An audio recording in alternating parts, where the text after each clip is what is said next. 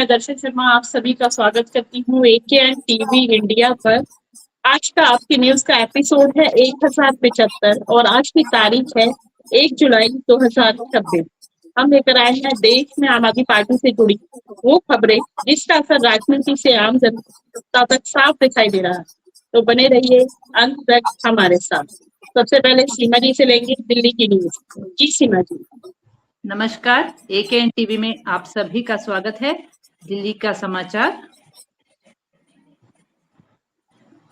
राम मंदिर चंदा विवाद, आम आदमी पार्टी ने भाजपा पर लगाया चंपत राय को बचाने का आरोप। आम आदमी पार्टी की प्रवक्ता प्रियंका कक्कड़ जी ने आरोप लगाया कि भाजपा राम मंदिर ट्रस्ट के चंपत राय को बचाने के लिए बेतुके तर्क दे रही है। उन्होंने इस मामले पर तीखा सवाल उठाते हुए पूछा कि आखिर उन्हें क्यों बचाया जा रहा है और कथित घोटाले के पैसे कहां तक पहुंचते हैं। सौरभ भारद्वाज जी का बड़ा आरोप, दिल्ली एक्सरे मशीन खरीद में 103 करोड़ रुपए की लूट का दावा। आम आदमी पार्टी के नेता सौरभ भारद्वाज जी ने दिल्ली स्वास्थ्य घोटाले को लेकर एक और बड़ा खुलासा किया है। उन्होंने इस घोटाले का दूसरा अध्याय बताते हुए एक्सरे मशीनों की खरीदी में भारी हेराफेर का आरोप लगाया। उस सुनियोजित घोटाले के पहले अध्याय का जिक्र करते हुए उन्होंने बताया कि भाजपा सरकार के करीबी राजीव रंगीला ने कई फर्जी कंपनियां बनाई थी, जिन्होंने टेंडर की तकनीकी शर्तों में हेराफेर करके कीमतों को 200% से 450 तक बढ़ा दिया था। इसी रणनीति के तहत शुरुआत में केवल 2 एक्सरे मशीनें खरीदने के नाम पर छोटा सा टेंडर निकाला गया था, ताकि अन्य बड़ी कंपनियां इस प्रक्रिया से दूर रहे। इस तरह हेराफेर कर यह टेंडर राजीव रंगीला की ही अलग अलग फर्जी कंपनियों को दे दी गई थी। इसके बाद गुप्त तरीके का इस्तेमाल करके इसी टेंडर के आधार पर अचानक 448 एक्सरे मशीनों का बड़ा ऑर्डर जारी कर दिया गया, जहां आमतौर पर यह मशीन अन्य सरकारी विभागों को 10 लाख रुपए प्रति पीस के हिसाब से मिलती है। वहीं दिल्ली सरकार ने प्रति मशीन 33 लाख रुपए वसूले। इस प्रकार वास्तविक रूप से 45 करोड़ की मशीनों के लिए सरकार द्वारा 148 करोड़ रुपए का भुगतान किया गया और पसंदीदा व्यवहार दिखाते हुए सीधे तौर पर जनता की कमाई के 103 करोड़ रुपए लूट लिए गए। दिल्ली जिमखाना विवाद, देश की हाउसिंग सोसाइटियां और अस्पतालों के लिए खतरे की घंटी। दिल्ली जिमखाना क्लब को खाली कराने का सरकारी आदेश देश के सभी अस्पतालों, स्कूलों और हाउसिंग सोसाइटियों के लिए एक बड़ा झटका माना जा रहा है। इस घटना ने दिखाया कि अगर सरकार किसी जमीन को वापस लेना चाहे तो परपेचुअल लीज और कोर्ट के आदेश भी नागरिकों की सुरक्षा नहीं कर सकते। अचानक किराया बहुत ज्यादा बढ़ा देना और सुरक्षा जैसे कारणों से की गई इस कार्रवाई ने देश भर में लीज की जमीन पर बने लाखों घरों और संस्थानों के भविष्य पर एक बड़ा खतरा खड़ा कर दिया है। दिल्ली से इतना ही। अब चलते हैं दर्शन जी के पास। जी दर्शन जी। थैंक यू सीमा मेडीवाल, बहुत अच्छी न्यूज आपने दिल्ली की सुनाई है। दिल्ली से चलते हैं गुजरात, दिलीप त्रिवेदी के पास। जी सर। जी प्रणाम दर्शन जी। एकेएन इंडिया टीवी के सभी दर्शकों को प्रणाम। रुक करते हैं गुजरात का। गुजरात में मेरे पास खबर है, हमारे गुजरात के प्रदेश प्रमुख श्री सुदान भाई गढ़वी जी ने कहा कि जब यहाँ पर लोकल बॉडी का इलेक्शन चल रहा था, उस दौरान प्रचार में उन्होंने कहा था कि भाजपा का कतई भरोसा नहीं किया जा सकता।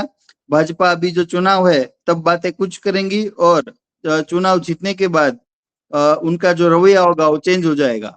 उसका एक जीता जागता उदाहरण है कि अभी चुनाव खत्म होने के बाद सब जगह स्मार्ट मीटर लगाने का काम और इलेक्ट्रिसिटी पोल लगाने का काम स्टार्ट हो गया है। तो इसी सिलसिले में ईसुदान भाई ने इलेक्शन के प्रचार के दौरान कहा था कि ये भाजपा अभी कुछ बोलेगी और करेगी भी। तो ये सही चरितार्थ हुआ है। कथनी और करने में फर्क है, ये साबित हुआ है। आगे न्यूज है कि कल गांधीनगर और गुजरात में हर जगह चैतर वसुधा जी के सपोर्ट में हर एक वार्ड में समर्थन मार्च निकाला गया और सपोर्ट मार्च के दौरान सभी कार्यकर्ताओं ने और शहरी टीम ने काफी मात्रा में अपनी संख्या से प्रेजेंस से मार्च निकाला था और जनता जनार्दन के बीच में जाकर के बात रखी थी कि ये सरकार सच्ची नीति के खिलाफ हमेशा रही है और चैतर भाई का जो पूरा माहौल था नर्मदा में हमारी जिला पंचायत की सीटें आई हैं ये उनसे हजम नहीं हुआ और इसका एक प्रभाव इतना रहा कि चैतर वसावा जी को रोकने के लिए फर्जी केस किया गया है और ये संदर्भ में सपोर्ट मार्च निकाला गया था जो हर वार्ड से निकलते हुए पूरे सिटी में गया था। न्यूज तीसरी है कि सूरत में गुजरात के सूरत में रात को थोड़ी बहुत बारिश हो गई, उसी बारिश के चलते जल भराव और सड़कें टूटने लगी। तो भाजपा का जो विकास है 30 साल के शासन का वो उजागर हो गया। इतना बढ़िया विकास था कि 1.5 से 1.25 इंच बारिश में ही रोड पे पानी भरने का जल भराव भी स्टार्ट हो गया और कुछ जगह पे सड़कों में गड्ढे भी हो गए। तो ये विकास इतना बेहतरीन विकास गुजरात का कि starting of the rainy season कह सकते हैं, हर जगह गड्ढे का साम्राज्य हो गया है। तो जनता परेशान थी और जनता के बीच में ये बातें भी है कि ये विकास पता नहीं कहाँ जाके रुकेगा। तो ये कुछ थी मेरे पास खबरें गुजरात से। जी दर्शन जी। थैंक यू दिलीप त्रिवेदी जी, बहुत अच्छी आपने गुजरात के विकास की खबरें सुनाई हैं। अब चलते हैं केसरी मैम के पास, news that matters and international news. जी केसरी मैम। जी नमस्कार। आज का समाचार, भारत की Adani ports and special economic zone APSEZ ने मंगलवार को घोषणा की कि स्विट्जरलैंड की MSC ग्रुप उसके विजिंजम पोर्ट में 49% हिस्सेदारी $1.4 बिलियन में खरीदेगी। कंपनी के अनुसार यह भारत के घरेलू बंदरगाह बुनियादी ढांचे में अब तक का सबसे बड़ा विदेशी निजी निवेश होगा। दुनिया की सबसे बड़ी कंटेनर शिपिंग कंपनी MSC यह निवेश अपने सहायक कंपनी टर्मिनल इन्वेस्टमेंट के माध्यम से करेगी। अंतर्राष्ट्रीय खबर जो भारत के लिए महत्वपूर्ण है, अमेरिका के विशेष दूत कुशनेर और विटकॉफ दोहा पहुंच गए हैं। कतार और ईरान ने कहा है कि फिलहाल अमेरिका और ईरान के बीच किसी उच्च स्तरीय बैठक का कोई कार्यक्रम तय नहीं है। ईरान ने यह भी स्पष्ट किया है कि स्ट्रेट ऑफ हार्मोज पर नियंत्रण उसी के पास रहेगा। दोहा दुबई 30 जून, रॉयटर्स का ये समाचार है। ईरान ने मंगलवार को कहा कि वह अमेरिका के उन वरिष्ठ दूतों से मुलाकात नहीं करेगा जो हाल ही में शुरू हुई सैन्य झड़प के बाद इस क्षेत्र में पहुंचे हैं। इससे दोनों देशों के बीच स्थायी शांति की संभावनाओं पर अनिश्चित का बादल मंडरा रहा है। ईरान के अधिकारियों ने यह भी कहा कि दोनों देशों के पहले 2 हफ्ते पहले हुई सीज फायर की शर्तों पर सहमति और स्पष्टता बनानी होगी। उसके बाद ही वे ईरान के न्यूक्लियर कार्यक्रम पर संभावित सीमाओं जैसे अधिक जटिल मुद्दों पर बात कर सकेंगे। आज के लिए इतना ही। Thank you so much Kesari ma'am, बहुत अच्छी आपने न्यूज सुनाई है। अब हम चलते हैं देश में आम आदमी पार्टी से जुड़ी कुछ खास और अहम खबरों की। बटाला के भव्य भजन संध्या ने भक्तों को किया भाव विभोर। पंजाब के बटाला में आयोजित भव्य शिव भजन संध्या ने श्रद्धालु को भक्ति और आध्यात्मिक ऊर्जा से सरवार कर दिया। इस अवसर पर आम आदमी पार्टी के राष्ट्रीय संयोजक अरविंद केजरीवाल जी ने कहा कि इस भव्य आयोजन ने सभी भक्तों का दिल जीत लिया।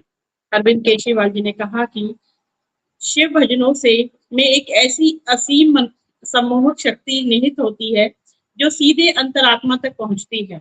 हम सभी ने उस शक्ति को महसूस किया है। उन्होंने कहा कि भगवान शिव के भजन का मन को शांति, श्रद्धा और सकारात्मक ऊर्जा से भर देते हैं तथा ऐसे आध्यात्मिक आयोजन समाज में प्रेम, एकता और सद्भाव का संदेश फैलाते हैं। पंजाब को कई बड़ी सौगातें। मुख्यमंत्री भगवंत मान जी ने धूरी और संगरूर में विकास परियोजनाओं का किया शुभारंभ। पंजाब के मुख्यमंत्री भगवंत मान जी ने धूरी और संगरूर में कई महत्वपूर्ण विकास परियोजनाओं का उद्घाटन और शुभारंभ करते हुए कहा कि लोगों की सेवा ही उनकी सरकार का सबसे बड़ा धर्म है। उन्होंने कहा कि धूरी और संगरूर के लिए आज का दिन ऐतिहासिक रहा और प्रदेश को विकास, खेल और सामाजिक जागरूकता के क्षेत्र में कई बड़ी सौगातें मिली हैं। मुख्यमंत्री भगवंत मान जी ने धूरी में 54.76 करोड़ रुपए की लागत से बने नए रेलवे ओवरब्रिज का उद्घाटन किया। उन्होंने बताया कि यह मांग पिछले 25-30 वर्षों से लंबे थी। शहर को 2 हिस्से में बंटने से बचाने और वे रेलवे फाटक को सुचारू रूप से संचालित रखने के लिए पंजाब सरकार ने इस परियोजना का पूरा खर्च स्वयं वहन किया है। संगरूर में मुख्यमंत्री भगवंत मान जी ने श्री गुरु रविदास महाराज जी की 650वें प्रकाश पर्व के उपलक्ष्य में राज्य स्तरीय डॉक्यूमेंट्री अभियान के लिए मोबाइल वैनों को हरी झंडी दिखाकर रवाना किया। ये वैन गांव-गांव जाकर लोगों को गुरु रविदास जी के जीवन, संदेश और शिक्षाओं से जोड़ेंगी। उन्होंने बताया कि पूरे वर्ष पाठ, सेमिनार, कीर्तन, तीर्थ यात्राएं, शोभा यात्राएं, डॉक्यूमेंट्री प्रदर्शन, ड्रोन शो और जीरो वेस्ट जैसे अनेक कार्यक्रम आयोजित किए जाएंगे। खेलों को बढ़ावा देने के उद्देश्य से संगरूर के वार हीरोज स्टेडियम में लगभग 9.5 करोड़ रुपए की लागत से निर्मित आधुनिक ओलंपिक स्तर के स्विमिंग पूल का भी उद्घाटन किया गया। मुख्यमंत्री भगवंत मान जी ने कहा कि खिलाड़ियों और प्रशिक्षकों को यहाँ अंतर्राष्ट्रीय स्तर की सुविधाएं उपलब्ध कराई जाएंगी। भगवंत मान जी ने बताया कि उनकी सरकार ने खेल बजट को 200 करोड़ रुपए से बढ़ाकर 1790 करोड़ रुपए कर दिया है। अब खिलाड़ियों को तैयारी के लिए अग्रिम आर्थिक सहायता मिलेगी और अंतर्राष्ट्रीय प्रतियोगिताओं में स्वर्ण पदक जीतने पर 1 करोड़ रुपए, रजत पदक जीतने पर 75 लाख रुपए तथा कांस्य पदक जीतने पर 50 लाख रुपए का पुरस्कार दिया जाएगा। मुख्यमंत्री जी ने यह भी घोषणा की कि पंजाब में जल्द ही पंजाब प्रीमियर लीग और पंजाब हॉकी लीग की शुरुआत होगी। साथ ही अक्टूबर-नवंबर में मोहाली और जालंधर में एशियन चैंपियन ट्रॉफी हॉकी का आयोजन भी किया जाएगा। उन्होंने प्रदेशवासियों से विकास और खुशहाली के लिए इस अभियान में मिलकर पंजाब को नई ऊंचाइयों तक पहुंचाने का आह्वान किया। सांसद संजय सिंह जी का बीजेपी पर हमला। राम मंदिर ट्रस्ट और दिल्ली सरकार को लेकर लगाए गंभीर आरोप। आम आदमी पार्टी के वरिष्ठ नेता एवं राज्यसभा सांसद संजय सिंह जी ने भारतीय जनता पार्टी पर तीखा हमला बोलते हुए राम मंदिर ट्रस्ट और दिल्ली सरकार से जुड़े मामलों में गंभीर आरोप लगाए हैं। सांसद संजय सिंह जी ने कहा है कि प्रभु श्री राम के मंदिर में हुई कथित चोरी और चंदे में गड़बड़ी की जानकारी संबंधित लोगों को कई वर्षों से थी। उन्होंने दावा किया कि इस संबंध में उन्होंने लिखित शिकायत भी की थी, लेकिन कोई कार्यवाही नहीं हुई। उनका आरोप है कि मामले में कार्यवाही इसलिए नहीं हुई क्योंकि लूट का माल ऊपर से नीचे तक पहुंच रहा है। उन्होंने लोगों से अपील करते हुए कहा है कि राम के नाम पर चंदा चोरी करने वालों को सामाजिक बहिष्कार किया जाना चाहिए। दिल्ली सरकार पर निशाना साधते हुए सांसद संजय सिंह जी ने आरोप लगाया है कि रेखा गुप्ता सरकार के स्वास्थ्य विभाग में 650 करोड़ रुपए का घोटाला हुआ। उन्होंने कहा कि आम आदमी पार्टी के नेताओं पर झूठे मामले में कार्यवाही की मांग करने वाली गोदी मीडिया इस कथित घोटाले पर पूरी तरीके से चुप है।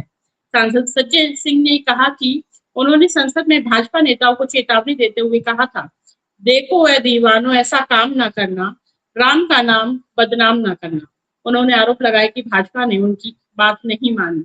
साथ ही उन्होंने दावा किया कि अयोध्या के वकीलों ने कथित चंदा चोरी के खिलाफ कार्यवाही की मांग करते हुए अल्टीमेटम दिया है और चेतावनी दी है कि यदि कार्यवाही नहीं हुई तो अयोध्या में जाम किया जाएगा। राजस्थान में पेपर लीक, चोरी और महिला सम्मान के मुद्दे पर आम आदमी पार्टी का भाजपा पर हमला।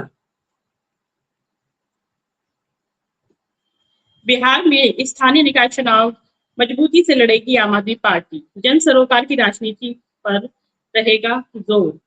दिल्ली में एसआईआर प्रक्रिया को लेकर आम आदमी पार्टी की बैठक, वोट बचाने का किया आह्वान। गुजरात में आम आदमी पार्टी किसान मोर्चा को नया नेतृत्व, किसानों के मुद्दे पर संघर्ष तेज करने का दावा। एएसपी गुजरात में नई नियुक्तियां।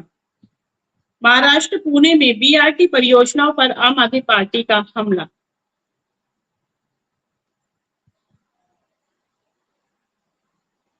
शिक्षा के मुद्दे पर भाजपा सरकार के खिलाफ आम आदमी पार्टी का अभियान।